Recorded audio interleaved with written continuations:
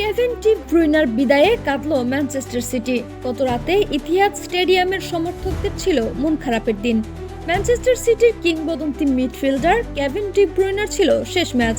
সমর্থকদের উষ্ণ অভ্যর্থনা আর পেপ গার্দিওলার অশ্রু ফুটবল প্রেমীদের হৃদয় ছুঁয়েছে সারা বিশ্বের ফুটবল ভক্তদের। একেই বলে ক্লাব লিগাসি। ক্লাব যখন তার সেরা খেলোয়াড়দের সম্মান করে, তখন সেই ক্লাবে উঠতি তারকারা খেলতে উদ্গ্রীব হয়। আমাদের দেশে এই সংস্কৃতি এখনো গড়ে ওঠেনি। যা হোক, গার্দিওলা এই দিনটিকে কষ্টের দিন বলে অভিহিত করেছেন।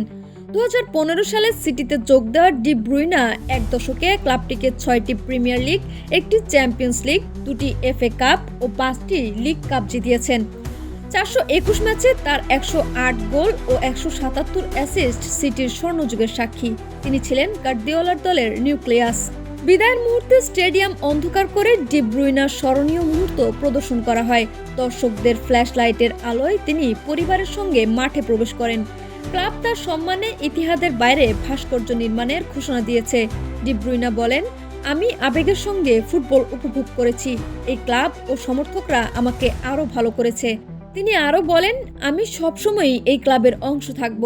গার্দিওলা তার শিষ্যের বিদায়ে আবেগাপ্লুত হয়ে বলেন, তার প্রতি মানুষের ভালোবাসা অতুলনীয়। আমরা তাকে মিস করব। ডি ব্রুইনার বিদায়ে একটি যুগের অবসান হলো, কিন্তু তার জাদুকরী পাস আর নেতৃত্ব চিরকাল মনে রাখবে ফুটবল বিশ্ব।